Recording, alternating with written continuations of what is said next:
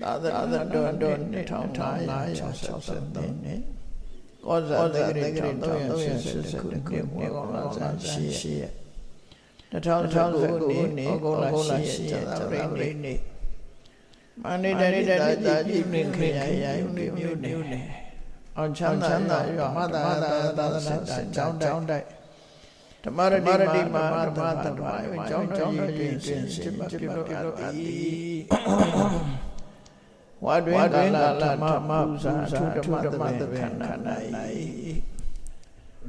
မန္တလေးမြို့ရွှေပြည်မိုးကဖေးသားစုမမေမြတ်မြို့မြတ်ဤဝိနည်းမတရားကုသိုလ်ဖြစ်ဖြင့်အမတဒါနဓမ္မဒါနဟောကြားတော်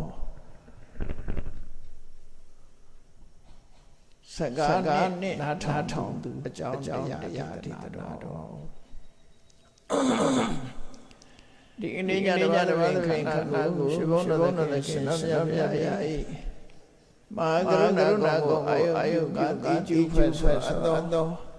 ဩနနာပနာမတိတာထာကိုယေစုတော်ကြောခြင်းစတင်ညရအောင်ယောကပ္ပကောတိမိယကာကံဒရုံတိဒုက္ခတိခေရံကတောလောကဟိနာယနာထောနမောမကာရုဏိကတတ္တယောနာထွေနိယသာသတ္တဝါဤချမ်းသာစီပွားလိုလာတောင်းတကုံပုံခါတဲ့ဖြင့်နာထညာခြင်းရှင်တော်မြတ်ဖရာသည်ကပ္ပကောတိပိပိကဘာရေအတွက်ချာဖြင့်တော်လေအဘေဘေယံတိုင်တာဖော်ပြခြင်းဆွမ်းနိုင်သောကာလရေဟတိချင်းသိနေကိုရှိကြသောကာလပတ်လုံးလောကဟိတယတတလောကဤကျိုးစီးပွားလို့လာအတိဒုက္ခရဏိဥစ္စာသက်လက်ငါမိတ္တတိမာသမိတတထာဇနိဆွညင်ကြီးဟုကျတိထဝေအာသသုလုံးခဲရသောရိုးကိုကရောတော်မြတ်ရဲ့တိုင်းပြုအထောက်တော်ရဖြစ်ခေရချင်းလုံးသက်ဆုံးရနှလုံးစိတ်ဝိုင်းဝရောဤမိုင်တို့ကတောဘောတန်ကျင်ကြမြစွာရောက်တော်ကြရရှာလိမ့်မည်မဟာကရုဏိကတတဝဝယဝေဝကဲ့သို့တနာချစ်ခင်မှာကရုဏာရှင်တော်သောတသနာထဝိနည်းများစွာတတ္တဝါဤချမ်းသာစီပွားလောတောင်းတကုံခါတဲ့ဖြင့်နာထဤညာထိုရှင်တော်မြတ်ဖရာနမောယောပြောင်းမလျော်ဖြင့်ကရောယောကျိုးရှိခိုးခြင်းသည်အထုဝေတုစစ်လက်တွေဖြစ်ပါစေတည်း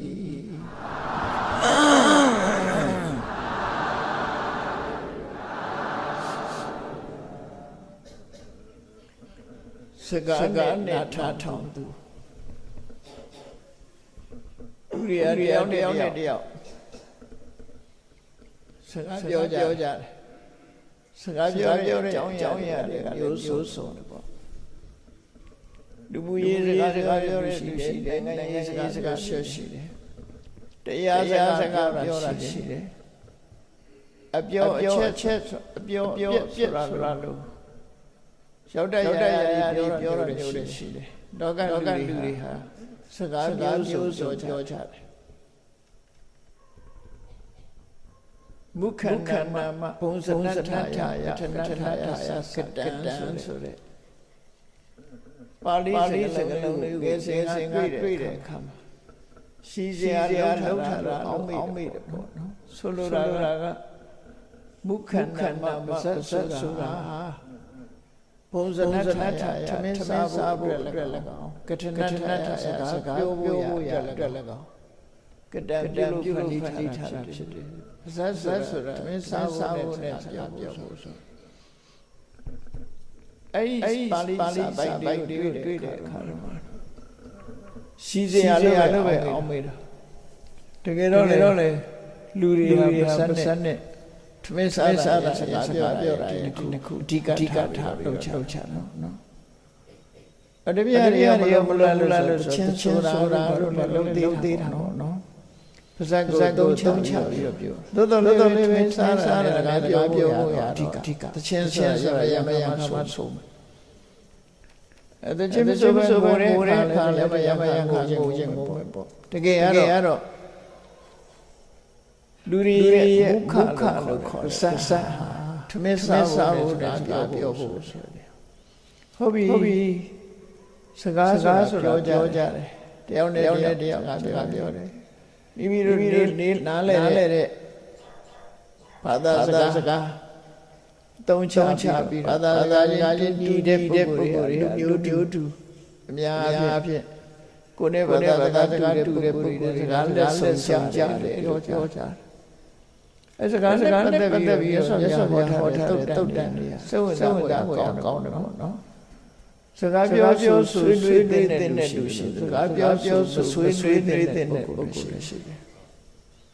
အဲစကားပြောတဲ့အခါမှာစကားပြောတဲ့ဆိုတဲ့ကိုတယောက်ပြောတာမဟုတ်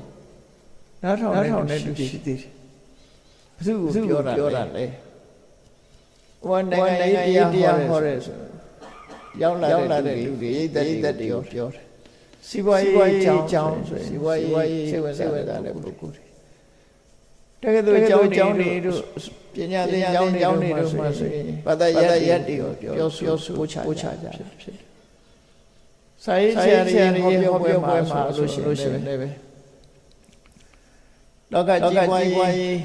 တန်တရားကြီးပွားရေးဆိုတာတွေကိုပြောဆိုကြတယ်နော်အဲ့လိုပြောဆိုတဲ့အခါမှာစကားကောင်းတော့လည်းအလုံးဒီစကားကောင်းဖြစ်ပါလားနားထောင်တဲ့လူတိုင်းဒီစကားနဲ့ချိုက်ကြသလားဘယ်ရှိတော့ကနေပြောကောင်းစကားတတ်မှတ်တယ်စကားဆိုတာကောင်းတယ်လားမကောင်းတယ်လားဆိုတာအကြောင်းအရာပေါ်မှာတည်မဲ့ဆိုရင်တော့ကောင်းတဲ့စကားမကောင်းတဲ့စကားတတ်မှတ်လို့ရတယ်သို့တော့ကိုပြောတာကကောင်းနားထောင်သူကမကြိုက်ဘူးဆိုရင်စကားကောင်းမဖြစ်ပြန်ဘူးဒါနားထောင်သူနဲ့ပတ်သက်ပြီးစကားကောင်းတယ်မကောင်းဘူးဆိုလိုတာကောင်းမကောင်းနဲ့ထိရောက်မှုရှိမရှိပေါ့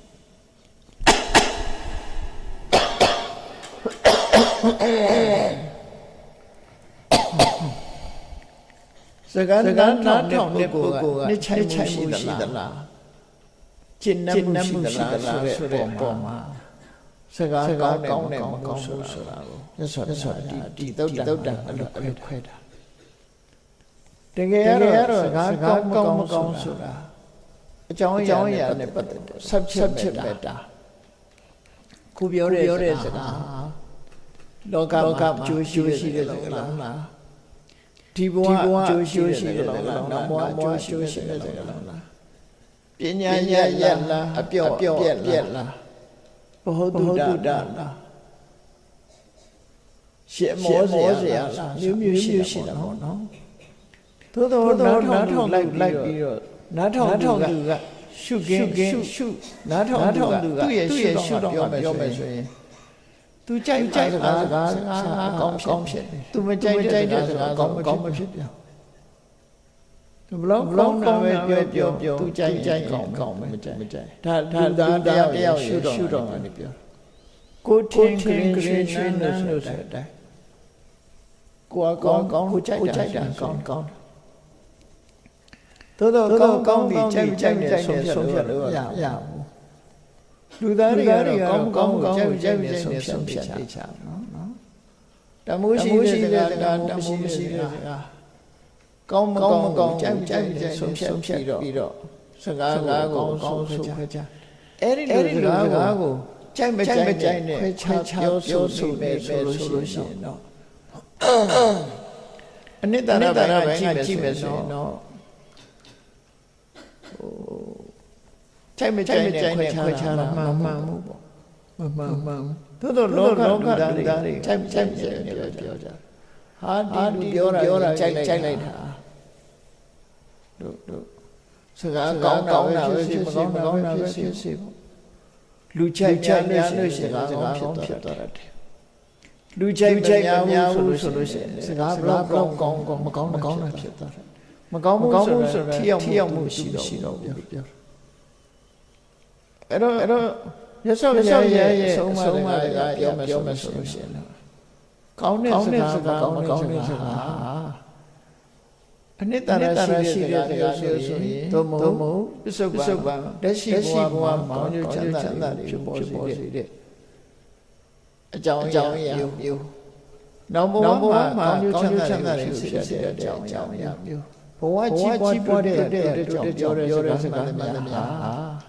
တစ်ဖက်သားပေါ်ကောင်းကျိုးချမ်းသာတွေဖြစ်စေကောင်းတယ်လို့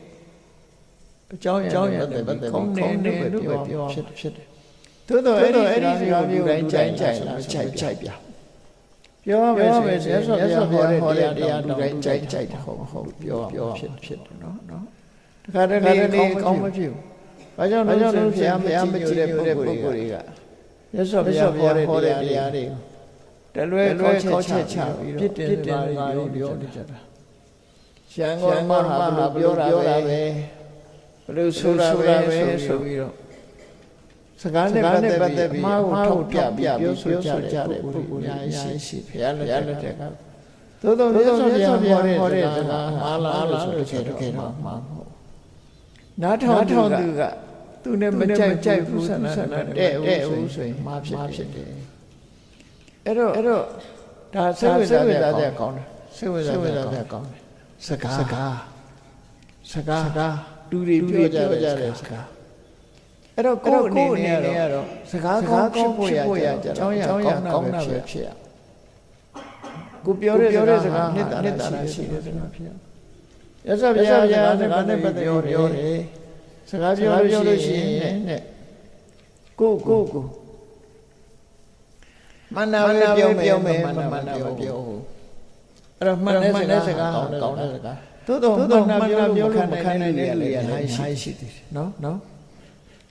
အဲ့တော့ဓာတ်ထောင်တဲ့ပုဂ္ဂိုလ်ကြတော့ကောင်းမှကောင်းမယ်သို့တော့ကိုပြောတဲ့စကားတမိုးရှိအောင်လုပ်ချင်လို့မှန်နာပြောမယ်မှန်နာတော့ပြောဘူးဟုတ်ပြီမှန်နာပြောတယ်ဆို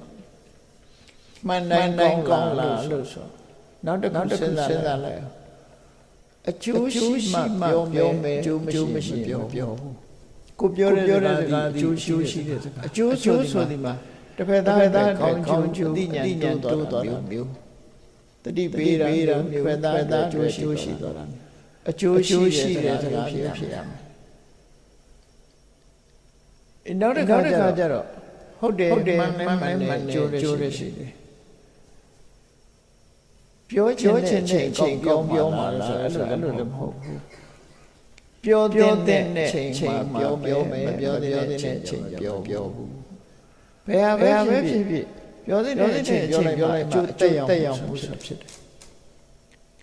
အဲ့လိုမဟုတ်ဘဲနဲ့အချိန်မရွေးစကားကြီးပြောလို့ရှိရင်ဘလောက်ပဲမှန်ဘလောက်ပဲရှိအချိန်မတန်စကားတဘူးမဲ့သွားတယ်ပေါ့သူဆိုလို့တယ်အဲ့တော့ကိုနေစင်စကားတွေပြောနေတဲ့အခါမှာမိဘကသားသမီးကိုပြောတာဖြစ်စေသားသမီးကနေမိဘကိုပြောတာဖြစ်စေညီကိုမောင်နှမချင်းပြောတာဖြစ်စေကိုမေးဆွေချင်းစကားပြောတာဖြစ်စေကိုပြောတဲ့စကားသည်မင်္ဂနဲ့ဖြစ်ရမယ်ကိုပြောတဲ့စကားသည်ကျိုးရှိတဲ့စကားဖြစ်ရမယ်ကိုပြောတဲ့စကားသည်ပြောချင်ရောက်ပြောတာဖြစ်ရမယ်လို့ဒီအချက်၃ချက်ထိခါထားပြီဟုတ်ပြီကိုပြောမဲ့အကြောင်းအရာမှန်နေတစ်ဖက်သားအတွက်အကျိုးဖြစ်ထွန်းမယ်ပြောချိန်နဲ့ရောက်လာပြီပြောပုံလေးကိုတစ်ခါတတိထားရအောင်ဒီပြောပုံလေးဆိုကိုပြောတဲ့စကားဟာစကလုံးကကြမ်းတဲ့စကလုံးသုံးချပြီးတော့ ပြောမလားတိတ်မွေးတဲ့စကားနဲ့ပြောမလားဆိုရင်တိတ်မွေးတဲ့စကားနဲ့ပြောကျမ်းနာပြောတချို့ကိစ္စမှန်တော့မှန်တယ်စကားလုံးကချမ်းသွားလို့ရှိရင်ကျန်တဲ့လူကနားမခံဖြစ်တယ်ဒါကြောင့်ကိုပြောတဲ့စကားလုံးဟာကျန်တဲ့စကားလုံးဖြစ်เสียဘူးလူညံ့တဲ့စကားဖြစ်စကားနဲ့ပတ်သက်ပြီးတော့မြတ်စွာဘုရားရဲ့ကိုယ်ကြီးကိုခေါ်ပြတဲ့အခါမှာပေါ်ရီတဲ့မျိုးသူမျိုးသားတွေသုံးတဲ့စကားရေးတဲ့စကားသူတို့ပြမန်းနေမျိုးတော်သားတွေစကားလုံးကရေးတယ်လို့ပြောတယ်။ဘာလို့ရေးတော့မြန်မာနိုင်ငံရဲ့နောက်ဆုံးမိနစ်ဖြစ်ခဲ့တာမိနစ်ဖြစ်တဲ့အခါကျတော့မြန်မာရေးကြည့်မှုဟာစကားပေါ်မှာရက်နေတဲ့မြန်မာရေးကြည့်မှုဟာမန္တလေးသူမန္တလေးသားတွေမှာရေးတဲ့စကားရှိတယ်ဆိုတာကိုပြောလေးရှိကြတယ်ရှင်ကြီးတဲ့စကားလုံးဖြစ်ရမယ်ရိုက်တဲ့စကားလုံးဆိုလိုတာကိုတဲ့အကိုရွယ်ဆွဲခေါ်တယ်မရွယ်ဆွဲမခေါ်တယ်အဲ့ဒါလည်းကြည့်ခေါ်တယ်ကိုတက်ကြည့်ခေါ်တယ်ကိုနဲ့ဘောင်မရဲ့ကိုအတော်လို့ခေါ်ရင်ခံနိုင်ဖို့ပေါ့နော်အတော်လို့ကိုနဲ့အရွယ်တိတ်မကြီးတာဘာလို့ခေါ်နေခံနိုင်မှာမဟုတ်ဘူးဘေးကကြားတဲ့လူကလည်းကျင့်တတ်မှာမဟုတ်ဘူးနော်အဲ့တော့တချို့ကအသက်ကြီးတယ်ကိုကအသက်ကြီးတယ်ကိုရဲ့သားသမီးအရွယ်လောက်ကိုမြန်မာလေးလို့ခေါ်ကြိုက်မှာမဟုတ်ဘူးသူ့ရွယ်နဲ့မြန်မာအရွယ်မဟုတ်ဘူးတူမပဲဖြစ်စေမြည်အရွယ်ပဲဖြစ်စေမြည်အရွယ်ခေါ်ပေါ့အဲ့ဒါလည်းပဲလူတွေကမခံကြတတ်ဘူးအရွယ်ကိုစောကားတယ်လို့တချို့လည်းထင်နော်ဆိုတော့အဖွားကြီးတယောက်ကသူ့မြည်အရွယ်လေးကိုငါညမလို့ခေါ်ကြည့်လားကြိုက်မလားသူကညမမဟုတ်တာရွယ်တူချင်းဆွေလို့ရအဖိုးကြီးတယောက်ကလူပြိုလေးတယောက်ကိုညီလေးလို့သွားခေါ်ကြည့်ပါလားသူ့ရွယ်နဲ့အဲ့ဒါကျတော့မြည်လို့မှတော့ကျင့်နေမဟုတ်အဲ့လိုရှိအဲ့တော့စကားသုံးတဲ့ဆိုတဲ့နေရာဒီမန်ကန်ကာရီပြင်မှာသုံးတော့တယ်လိုအပ်တယ်လို့ဆိုတယ်နောက်ဆုံးမှာတော့စိတ်ထက်ကိုပြောတဲ့တွင်စင်စိတ်တာဘာဖြစ်ရမလဲဆိုမေတ္တာစိတ်နဲ့ပြောမယ်ဒေါသနဲ့ပြောအဲ့တော့ခြုံလိုက်မယ်ဆိုရင်ကိုယ်စဉ်းစားကြည့်ပြီးတော့ကိုပြောတဲ့လုံးကြီးနံပါတ်1ကန်တဲ့စကားလုံးဖြစ်ရမယ်အကြောင်းအရာဒီကန်တဲ့အကြောင်းအရာဖြစ်ရမယ်နံပါတ်2မှန်ကန်ပြီးတော့အကျိုးရှိတဲ့စကားဖြစ်ရမယ်ကျိုးရှိပြောတဲ့အချိန်ရောက်တာဖြစ်ရမယ်ပြောတဲ့အခါမှာရင်ကျေးလိမ္မာတော့ဖြစ်အဲ့လိုရင်ကျေးလိမ္မာတော့ပြောတဲ့အခါမှာစိတ်ထဲကတမျိုးနှုတ်ထွက်တာတမျိုးဖြစ်စေပဲနဲ့ဒေါသစိတ်နဲ့ပြောအောင်မေတ္တာစိတ်နဲ့ပြောအဲ့ဒါပြောဖို့ပတ်သက်ပြီးတဆဆုံးမှာရှိအလုံးမဲမှတ်သားစရာကောင်းတယ်ပေါ့စကားပဲဘာမှရွေးချယ်မလို့တို့ညာဖြစ်မိမယ်တကယ်လူရင်ကျင်းမှုတွေကြတော့စကားကိုရွေးချယ်ရတယ်ပြောတတ်ရတယ်အသုံးကစားပြီးတော့ရှင်ချင်းဖွဲ့ရမှုရှိအဲ့ဒါကိုပြပေါ်ရီဘုဇနကန္တာများကြိုက်တယ်ဟရိယကမသူပြောလိုက်တဲ့ရင်ထဲကိုဆွဲသွားတယ်ကန္နဒုက္ခချမ်းသာတယ်နိဒာနဝတိဆိုတာမှတ်ထားရင်ထဲကိုမှတ်ထားမဲ့စကားမျိုးနော်ရဆွဲထိုးပြီးမှတ်ရလောက်အောင်မှတ်တိုက်တဲ့စကားမျိုးဖြစ်ရမယ်ဒါစကားပြောတာနဲ့ပတ်သက်ပြီးစကားရဲ့တန်ဖိုးတွေကိုထုတ်ဖော်ပြီးတော့မြတ်စွာဘုရားဟောထားတယ်တကယ်ဒီဟောပြောချက်တိုင်းလူတွေဟာကိုယ်တန်ဖိုးရှိအောင်လုပ်ကြမယ်ကိုပြောတဲ့တန်ဖိုးရှိလူရင်တန်ဖိုးရှိတော့သူတို့ဆိုလို့ဒါကကိုယ်စကားကိုတန်ဖိုးရှိအောင် အသုံးချတဲ့နည်းကိုပြောတာဒါပြင်ကိုပြောတဲ့စကားတော့တမိုးရှိတဲ့စကားဖြစ်ဖြစ်နားထောင်ရှုတော့ပြောကြည့်ရတခါနားထောင်တဲ့လူတွေအဲ့ဒါနဲ့ပတ်သက်ပြီးမြတ်စွာဘုရားကဒီတုတ်တန်ကိုဟောထားတာ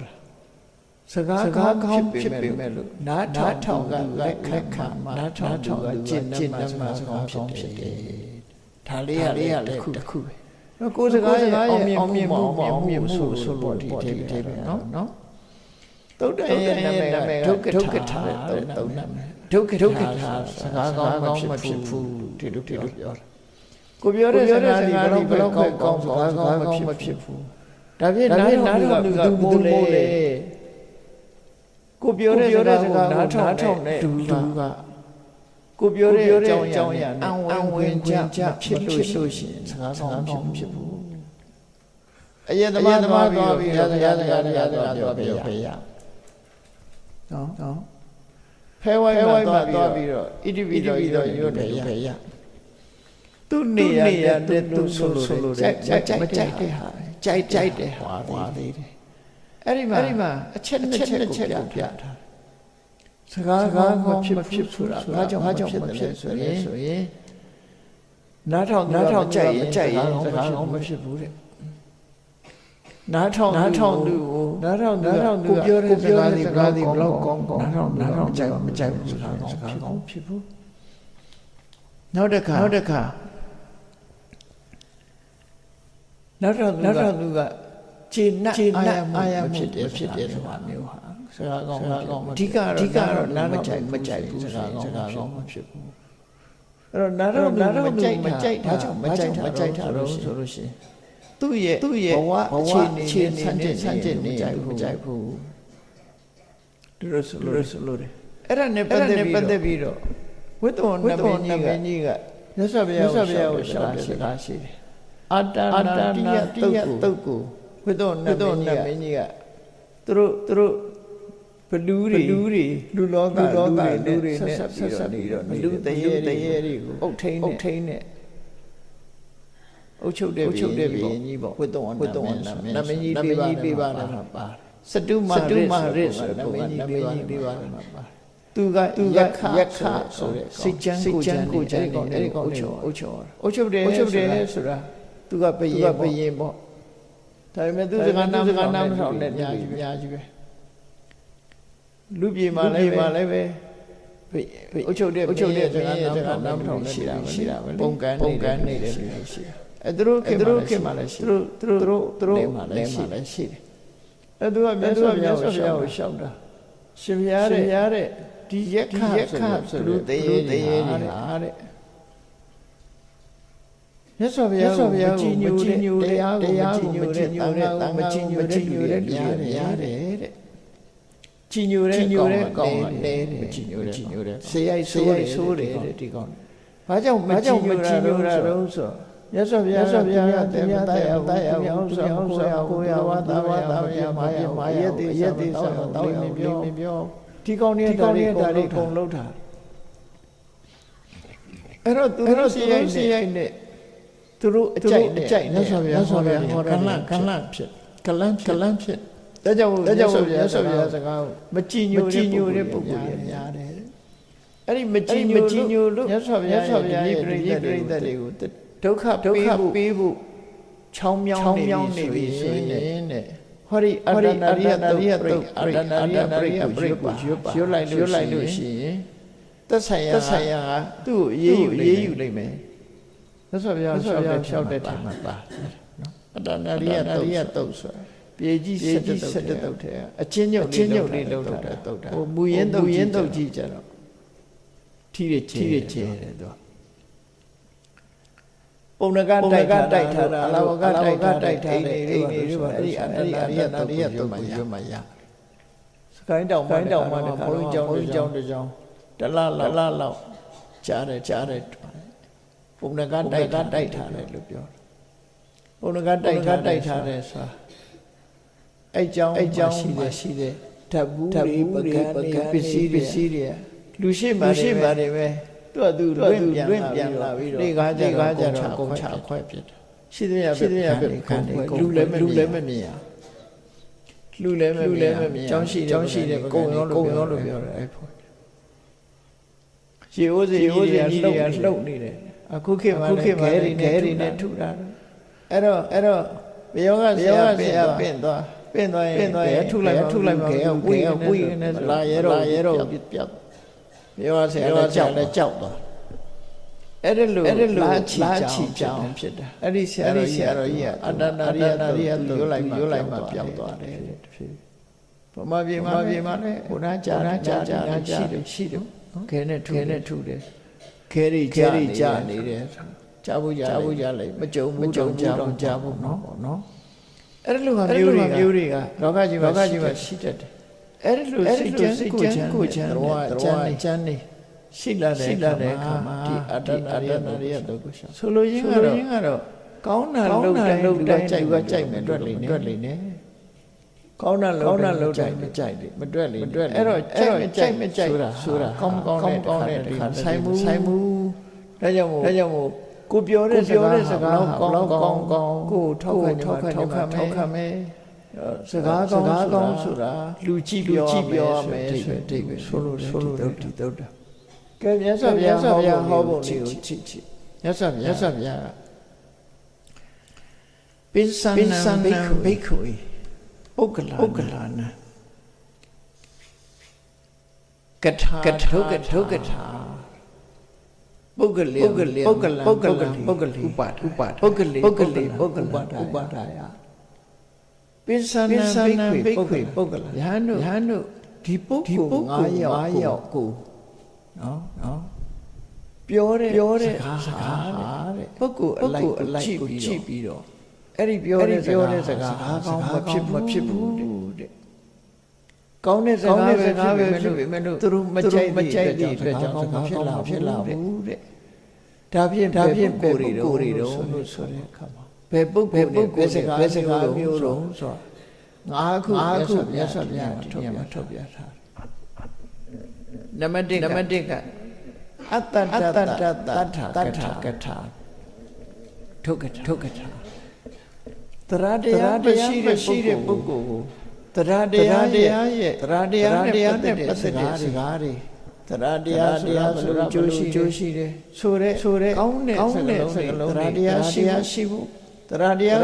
ကိုပြောကြတဲ့စကားတွေဟာတရားလုံးဝမရှိတဲ့ပုဂ္ဂိုလ်ပြောမယ်စကားကောင်းဖြစ်ဘူးစကားကောင်းဖြစ်ဘူးတရားမရှိတဲ့ပုဂ္ဂိုလ်တရားနဲ့ပတ်သက်တဲ့စကားတော့ပြောရင်ဒါဖြင့်တရားနဲ့ပတ်သက်တဲ့စကားလုံးဆိုတော့ဘာတော့ဆိုရင်တရားဆိုတာရှရဏသုံးပါးကိုကြည်ညိုတာကံကျိုးလက်ခံယုံကြည်တာကံကျိုးလက်ခံယုံကြည်ကောင်းကျိုးချမ်းသာတွေရနိုင်တာဆိုတာဒီတရားရှိလင်းနေဆိုလို့ရှိရင်ကုသိုလ်ကောင်းမှုတွေကိုရင်လုံးနဲ့ဖြစ်လာတယ်တရားရှိခြင်းကြောင့်ဥဒ္ဓမအကျိုးများတယ်တရားဟာတတ္တဘိစံဆွဲတိုင်းတရားမျိုးစေ့နဲ့တူတယ်တရားမျိုးစေ့တူတယ်မျိုးစေ့ဒီကြီးတဲ့ကိုချဆိုင်လိုက်လုံးနှစ်ခုဖြစ်ပေါ်စေတယ်ဘာအလုံးနှလုံးလဲမျိုးစေ့ကလေးဆင်းနာရဲ့ဘောကိုအညောက်တက်ထားဒီနှစ်ခုအောက်ကိုမြစ်သက်ဆင်းပြီးပေါ်မှာညောက်တက်သလိုတရားဆိုတဲ့မျိုးစေ့ကလည်းပဲသီလဆိုတဲ့အမြင့်တရားရှိလာပြီသီလလည်းထိန်းရှော့တယ်အမြင့်နဲ့တူတယ်သီလ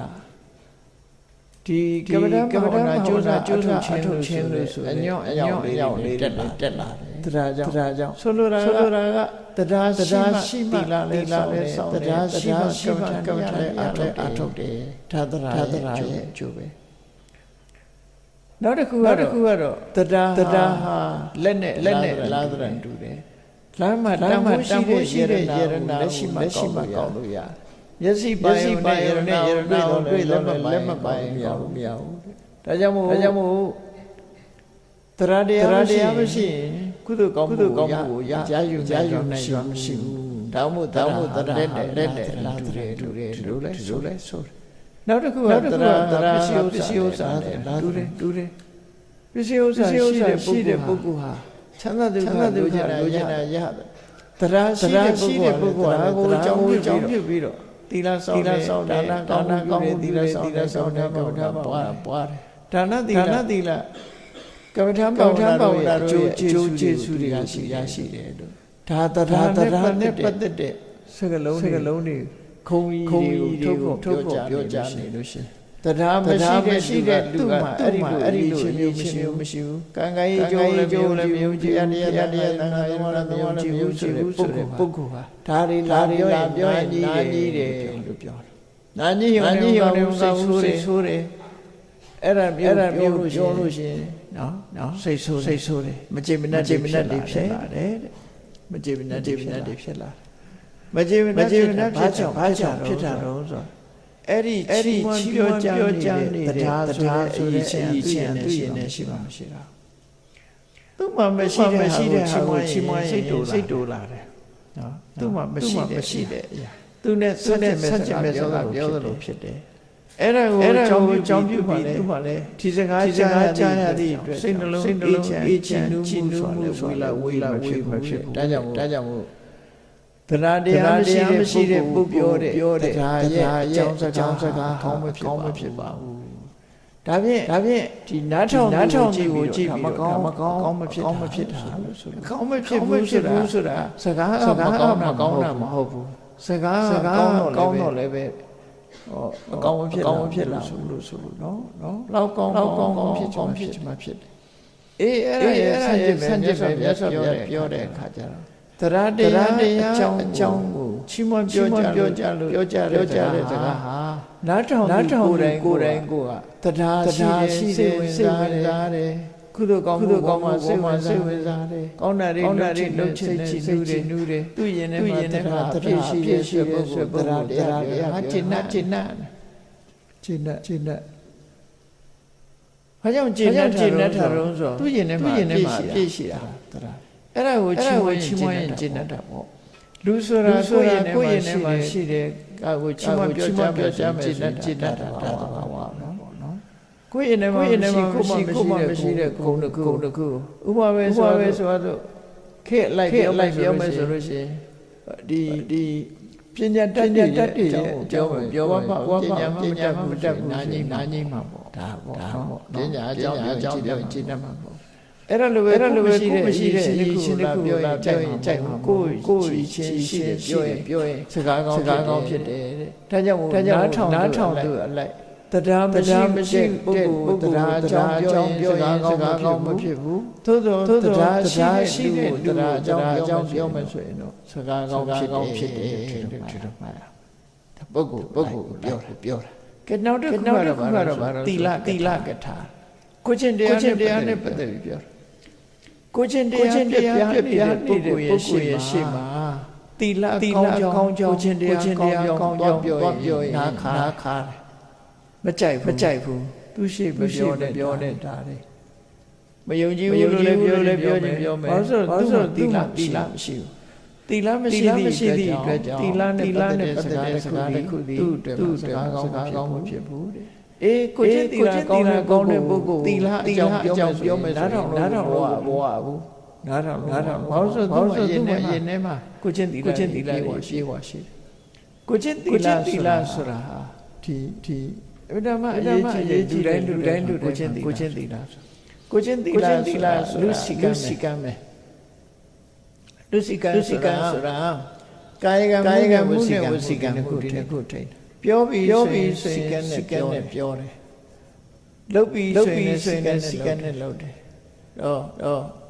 မကောင်းတဲ့လုပ်တွေကိုရှောင်မကောင်းတဲ့စကားတွေကိုမပြောဘူးဆိုပါနှုတ်ကိုစီကံဆောင်တယ်ပြောတာတော့ဆိုရင်တိတ်မပြောနာပဲပြောတယ်တယောက်နဲ့တယောက်မတည့်ဘုံမတိုက်ဘူးညီညွတ်အောင်ပြောတယ်စိတ်တိုင်းထွားတဲ့စကားမပြောဘူးရှင်ကျေးသိမ်ပြောတယ်အကျိုးမရှိတဲ့စကားတွေမပြောဘူးကျိုးရှိတာကိုပဲပြောတယ်ဆိုဟောအဲ့ဒီ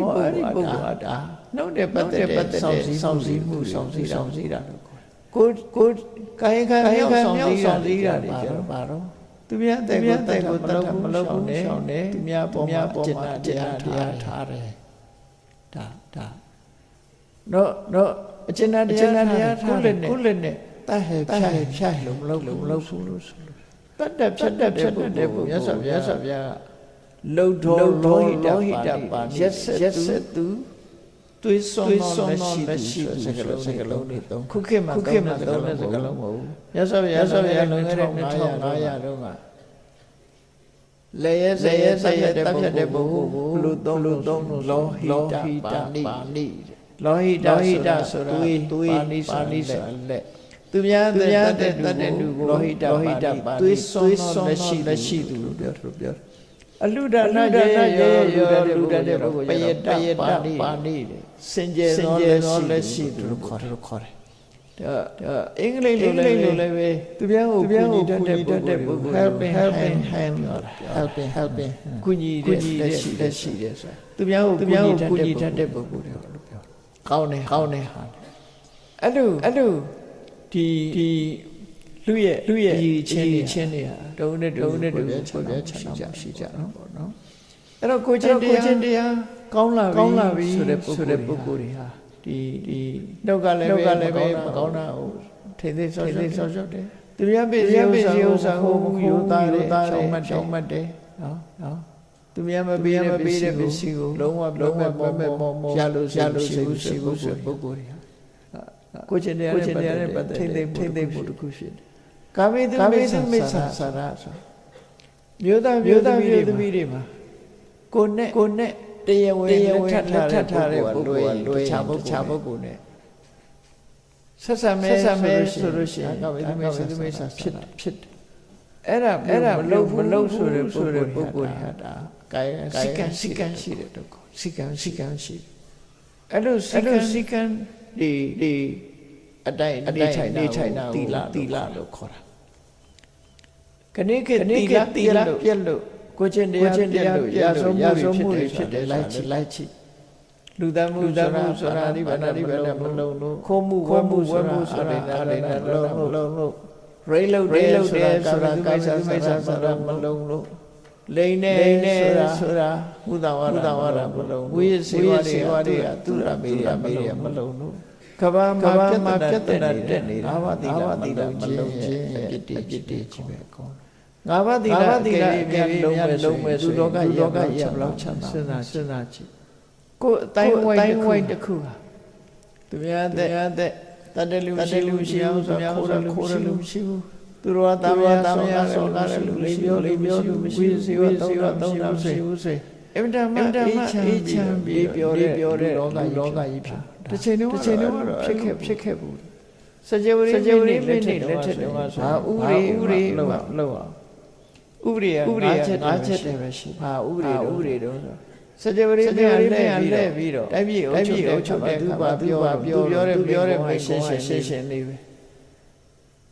ပါနောနာဟန္တဘောသူများတရားတသေမတကြနဲ့အရိနာတိတဗ္ဗံပစ္စည်းကိုခေါ်ရနဲ့လူယူကြနဲ့ကာမိတမိစ္ဆာစာရဏကာမဝိသတွေမှာမပြုခြင်းညနဲ့မုသာပဏိတဗ္ဗလိမ်ပြောတဲ့စကားမျိုးလိမ်ပတ်တဲ့စကားမျိုးပြောကြနဲ့မစ္ဆပါဏပတ္တမူရတောက်စားလုံးကြနဲ့ဒါပဲဟောဒီငါးခုနဲ့ဒါသူ့ဆုံးမနဲ့တိုင်းပြည်ကိုအချုပ်မယ်အချုပ်ပေါ်ဒါလူတွေရဲ့ခေတ်မှာ morality ကိုချင်းကောင်းတဲ့အချိန်မှာအထက်ကအဲ့ဒါနဲ့တိုင်းပြည်အေးချမ်းသာလောက်ထီအောင်အေးချမ်းသာအိမ်နေမှာတကားဖွင့်အိတ်ချနော်တကားဖွင့်အိတ်တကားဖွင့်ထားခဲ့ပစ္စည်းမပြောက်ဘူးဘာပစ္စည်းမပြောက်ကြောက်ရွံ့စိုးရိမ်မှုတွေလည်းမရှိဘူးအေးကိုသမီးကို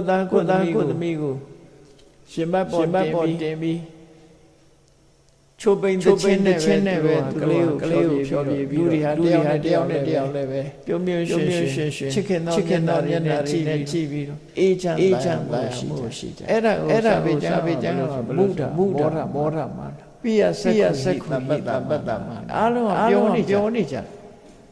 ကြောက်ဆိုတာတခုမှပိယစက္ခုဟိတံပတ္တန္တာဆိုချစ်ဖွယ်သောလူကြည့်လိုက်လက်ထမျက်လုံးနဲ့ပဲကြည့်တယ်ဒေါသမျက်လုံးကြည့်ဘူးလို့ဆိုလို့အဲ့ဒါလို့အနေထားမျိုးထီအောင်ကိုချင်းတရားကောင်းမှုဖြစ်တယ်ဒါကြောင့်သီလကထာသီလရှိတဲ့ပြောမယ်စကားကောင်းဖြစ်တယ်သို့တော့ကိုချင်းသီလမကောင်းတဲ့ပုဂ္ဂိုလ်ကိုချင်းသီလကြောင်းပြောလို့စိတ်ဆိုးတယ်စိတ်ဆိုးမယ်လုံးမယ်ဖြစ်တတ်မှာမဟုတ်ဘူးအဲ့တော့သီလနဲ့ပတ်သက်တဲ့စကားသီလရှိတဲ့စကားကောင်းဖြစ်လည်းပဲသီလမရှိတဲ့ပုဂ္ဂိုလ်စကားကောင်းမဖြစ်ဘူးနားထောင်သူကိုကြည့်ပြောတာနောက်စကားတစ်ခုကတော့ဘာတော့ဆိုရင်ဘာဟုတ်သစ္စာကထာနော်ဘာဟုတ်သစ္စာကထာ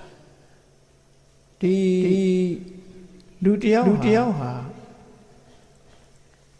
ဘောဓုတရှိတဲ့ပုဂ္ဂိုလ်ဘောဓုတမရှိတဲ့ပုဂ္ဂိုလ်လူကနှမျိုးရှိအပတုတသမတဘူးလို့လည်းပြောခြင်းပြောပေါ့နော်သမတဘူးသမဖတ်ဘူး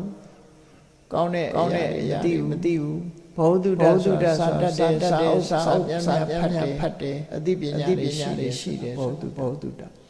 ခုခေတ်စကားနဲ့ပြောမယ် educated ဖြစ်တာ educated မဖြစ်နှစ်ခုနော်လူကနှမျိုးရှိတယ်အပတုတဆိုတာသမတဘူးဘောဓုတမရှိဘူးအဲ့ဒီဘောဓုတမရှိတဲ့ပုဂ္ဂိုလ်ပညာရဲ့စကားတွေပြောမယ်စကားကောင်းမဖြစ်ဘူးတဲ့ဘောဓုတရှိတဲ့ပုဂ္ဂိုလ်မှာသူတော်ချင်းတွေစာကြောင်းပေးကြောင်းဘောဓုတရှိတယ်ပြောလို့ရတာ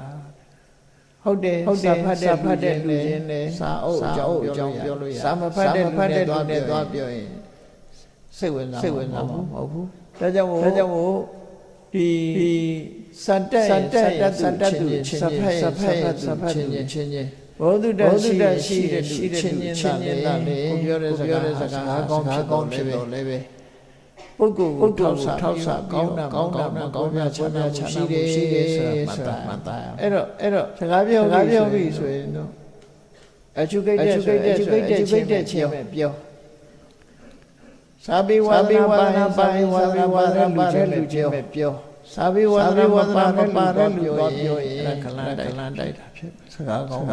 ဖြစ်သူတို့ဆွလို့နော်နောက်တစ်ခုကတော့ပါတော့ဆိုရင်မစ္စရိသာကတဒုက္ကတာလူရတန်နှမျောတဲ့ပုဂ္ဂိုလ်မစ္စရိလို့ခေါ်တယ်လှူတဲ့နဲ့ဝါဒနာပါတဲ့ပုဂ္ဂိုလ်စာကဝတ္တောနှမျောတဲ့ပုဂ္ဂိုလ်မစ္စရိအဲ့ဒီနေရာမှာလူမှုတန်မှုနဲ့ပတ်သက်ပြီးတော့ချီးမွမ်းစကားပြောစာကထာလို့ခေါ်တယ်ဘယ်သူကပြေဘလောက်လှူတာသူကပြေဘာပြေဘာကုသိုလ်တွေလုပ်တယ်အနေဆိုပြောရင်နှမျောတဲ့သွားပြောလို့ရှိရင်ဒါစကားကောင်းမဖြစ်ဘူးတဲ့ဘာလို့တော့သူကလှူတာမလှူတဲ့ပုဂ္ဂိုလ်ဆိုရင်သွားပြောစကားကောင်းဖြစ်ဘူးအေးလှူတဲ့ပုဂ္ဂိုလ်ဒါမျိုးသွားပြောရင်ဟိုနားထောင်လို့မရဘူးစိတ်ဝင်စားတယ်ပို့ပြီးတော့အဲ့ဒါကြောင့်မို့ကိုပြောတဲ့စကားဒီစကားကောင်းဖြစ်တော့လည်းပဲဒီနားထောင်ကြည့်ပြီးတော့ပဲပြောမှစကားကောင်းဖြစ်တယ်ကိုယ်နဲ့လည်းပြောတဲ့ကိုမဟုတ်ရင်နားထောင်တဲ့ပြောသူဆိုလို့ရှိရင်ကိုပြောတဲ့စကားဟာစကားကောင်းမဖြစ်ဘူးလို့မှတ်နောက်တစ်ခုပါတော့ဆိုလို့ရှိရင်ထုတ်ပညာကထာပညာဝတ္တောပညာကထာကိုပြောတာအသိပညာနဲ့ပတ်သက်တဲ့စကားအလေးနဲ့ထားပြီးတော့လူတွေရဲ့အသိပညာတွေတန်ဖိုးထားပြီးပြောကြတယ်အဲ့ဒါလို့တန်ဖိုးထားပြီးတော့ပြောကြတဲ့အခါမှာနားထောင်တဲ့ပုဂ္ဂိုလ်ကအသိပညာလုံးဝမရှိတဲ့ဖြစ်နေဆိုရင်ပညာရေးနဲ့ပတ်သက်တဲ့စကားမိုးမဲ့သွားတယ်ဘာလို့ဆိုရင်သူကအသိပညာမှမရှိတာသိပညာမရှိတဲ့ပုဂ္ဂိုလ်သွားပြီးတော့ပညာနဲ့ပတ်သက်တဲ့စကားတွေသွားပြောလို့ရှိရင်စကားကောင်းမဖြစ်ဘူးတဲ့ဒါဖြင့်ဘယ်ပုဂ္ဂိုလ်ပြောမှတော့ဆိုပညာရှိခြင်းဆွေးနွေးမှ အသိပညာရှိတဲ့လူချင်းပေါ်ရှိတဲ့ဆွေးနွေးသလိုအသိပညာရှိတဲ့ပုဂ္ဂိုလ်ချင်းဆွေးနွေးမယ်အဲ့ဒီစကားကောင်းဖြစ်တယ်ဒီသုတ်တံမှာမြတ်စွာဘုရားပုဂ္ဂိုလ်ကိုကြောင်းပြုပြီးစကားကောင်းခွဲခြားပြတော့ပြတာတကယ်ကတော့ဒီသုတ်တံမှာဟောထားတဲ့စကားဆိုတာတွေဟာကြည့်လိုက်မယ်ကောင်းနေချီပဲဘာတွေတော့ဆိုလို့ရှိရင်စကားသုတ်တံမှာပြတာ၅မျိုးကတတ္ထာကထာတရားနဲ့ပတ်သက်တဲ့စကားတဲ့နော်သီလကထာကိုချင်းတရားနဲ့ပတ်သက်တဲ့စကားဘာဟုတ်သစ္စာကထာသဒ္ဒဗေဒဘုဒ္ဓရှိမှုနဲ့ပတ်သက်တဲ့စကားသံဃကထာစွန့်ကြဲလူတဲ့မှုနဲ့ပတ်သက်တဲ့စကားပညာကထာအတိပညာနဲ့ပတ်သက်တဲ့စကားဆိုအကြောင်းအရာပိုင်းကပြောစရာဖြစ်မရှိဘူးသို့တော့နားထောင်တဲ့ပုဂ္ဂိုလ်လက်လျောညီတွေမဖြစ်ဘူးဆိုရင်ကိုပြောတဲ့စကားဟာထောင်တန်တဲ့စကားဖြစ်တော့ရေသွားလို့တမှုမဲ့တယ်လို့ပဲကိုပြောတဲ့စကားတစ်ခုဟာတမှုမဲ့သွားတယ်ဘလောက်ပဲစကားကောင်းတမှုမဲ့တတ်တယ်ဒါကထိတုတ်တံမှာဒီလိုဆိုလို့ရမယ်အဲ့တော့မြတ်စွာဘုရားဟောထားတဲ့ထဲပဲဒီစကားဟာဘလောက်ကောင်းဒီအကောင်းဆုံးခွဲခြားပြဆုံးမသုံးတဲ့မှုစကားတွေဟာတဲ့လိုက်နာကျင့်သုံးတဲ့ပုဂ္ဂိုလ်လိုက်နာကျင့်သုံးမှုဆိုတာဘာတော့ရှောင်ရမယ်ရှောင်တယ်လုပ်တယ်အဲ့ဒါလိုက်နာခြင်းလို့ခေါ်တယ်ရှောင်ရနဲ့ဆောင်ရဒီနှစ်ခုကိုပဲအဆုံးမစကားဆိုတာဘာမလုပ်ရမယ်မလုပ်တဲ့ရှောင်မယ်လုပ်တဲ့ဒီနှစ်ခုအဓိကအဲ့လိုဟောတဲ့ထဲမှာရှောင်းမနဲ့ဆောင်းပြောပြီးခွဲခြားဆုံးမထားတဲ့တရားစကားတွေကိုလိုက်နာကျင့်သုံးမှုပြုသူနဲ့မပြုသူနှမျိုးကွဲခြားနာတယ်တဲ့အေးဆိုတော့တရားပွဲလုပ်တယ်ဆိုတာလေတူပဲရသော်ဗျာရဲ့ဆုံးမစကားတော်တွေကိုသိရှိနားလဲအောင်နာယူကြတယ်မှတ်သားကြရတယ်သို့သောစကားရာမှာတိတ်ထားပြီးရှေ့ကိုတိုးတက်ပြီးရှောင်းမရှောင်းဘူးဆိုလို့ရှိရင်ဒီဟာနဲ့ဥပမာတူလို့ရှိရင်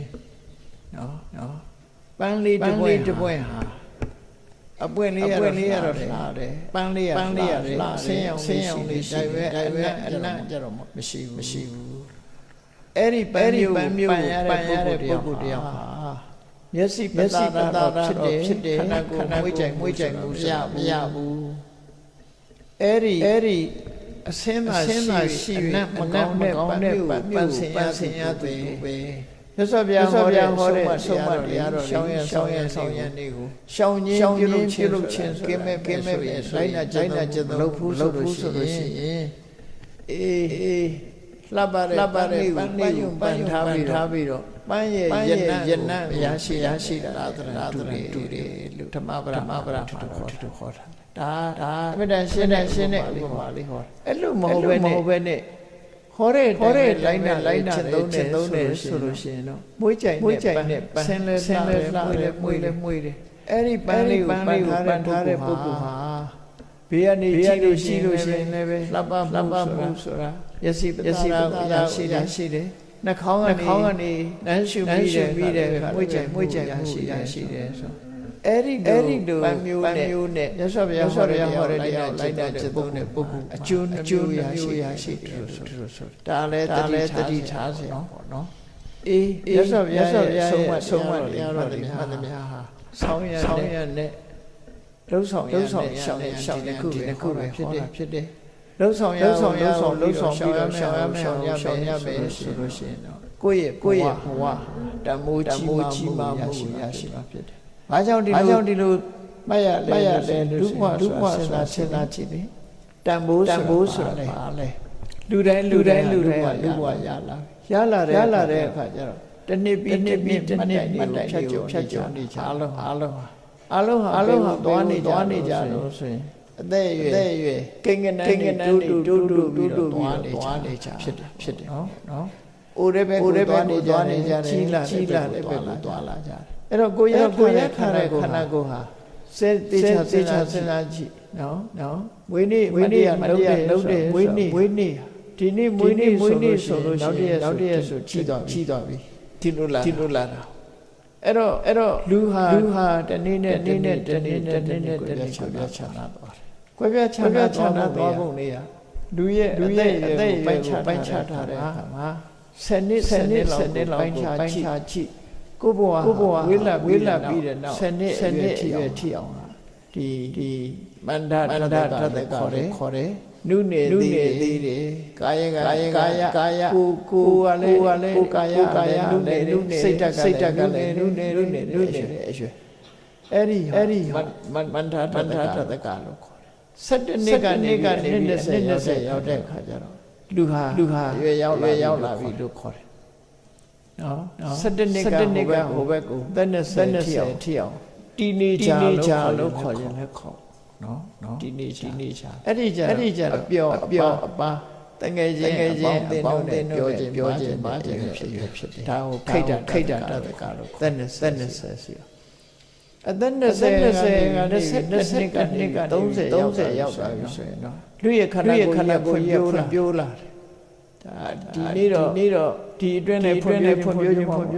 နော်ဖွံ့ဖြိုးလာအဲ့ဒီချိန်မှာဖွံ့ဖြိုးလာပြီးတော့အတောင်နဲ့စုံလို့ပဲအသက်20ကနေ30လူဟာထော်တော့ကြိုင်ပြီးဆုံးနဲ့ကြည့်ပြောရှုပြော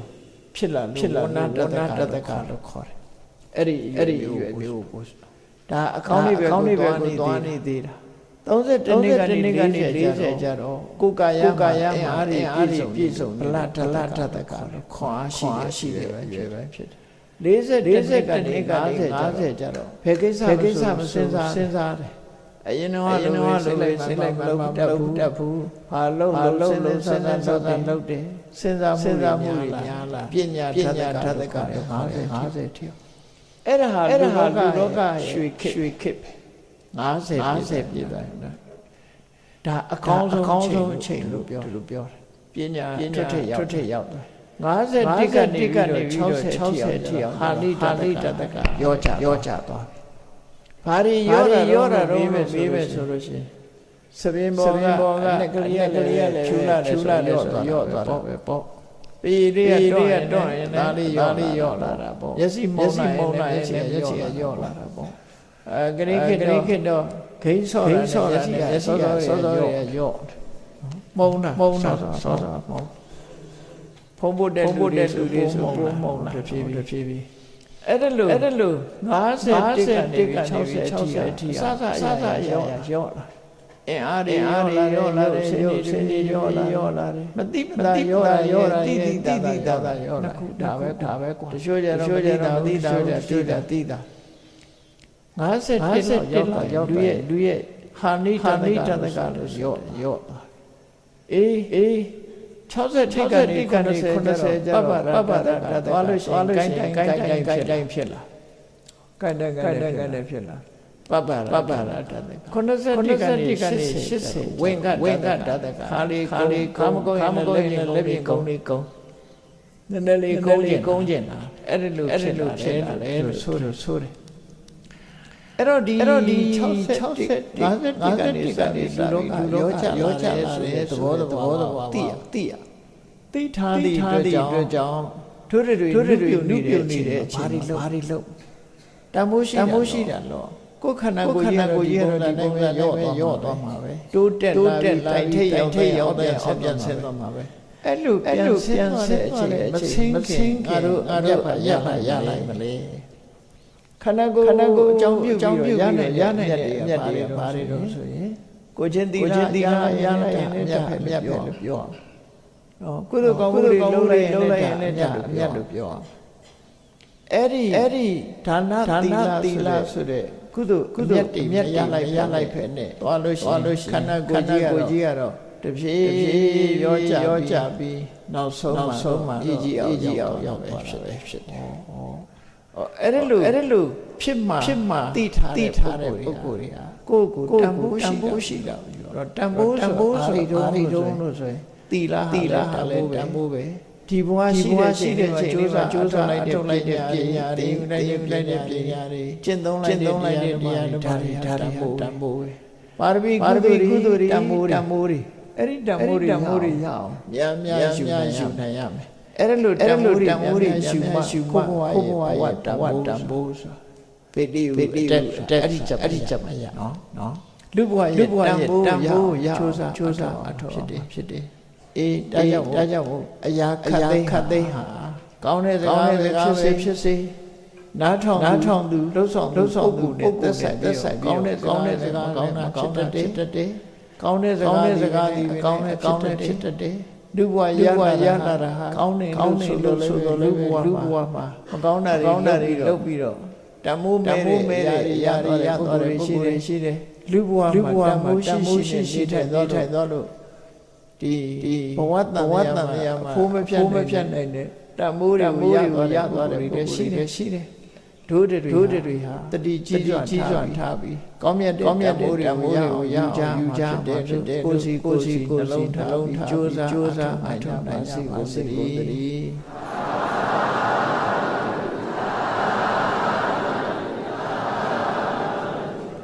မေတ္တာပို့ရတတ္တဝါများစွာပြေရဝါချမ်းသာကြပါစေတတ္တဝါစွာပြေရဝါချမ်းသာကြပါစေမေတ္တာရင်ချမ်းတောင်းတာဖြတ်ဝိညာဉ်ကြပါစေမေတ္တာရင်ချမ်းတောင်းတာဖြတ်ဝိညာဉ်ကြပါစေသိရှင်းချမ်းစိတ်ချမ်းလိုရဆန္ဒပြပါစေသိရှင်းချမ်းစိတ်ချမ်းသာလိုရဆန္ဒပြပါစေဩလန္တဒုက္ခမေတ္တာပုံနေတိမမနောတရသဗိတဝါယံတုတကမေတ္တာပုံနေတိမစုပေါင်းမေတ္တာရောမြူပါဝေလံရောရှေပေါင်းဆောင်ရခြင်းကြောင့်သဗ္ဗေမေဟုသောသုံးများစွာတတ္တဝါတို့မနောတရတိမြင်ဖြူအေးကြည်လေးတင်းစိတ်နှလုံးတို့အိအပြည့်၌ဒုက္ခပိကံစံထာဝရအမြတ်จิตာယပွင့်ချမ်းသာဒုက္ခကိုတရာကြာမန်တို့သည်ဟောလန္တဝါစာယုမုံလူတည်ဝဲကြုံဝိညာဖြစ်ဖြစ်ဒုက္ခနကလျောင်းတဲ့ရောရှေပြပြီးလို့ရတန်တို့သည်ဘဝရံကောင်းမဲ့သွေးကြိုင်နေကြပါစေကုန်တည်း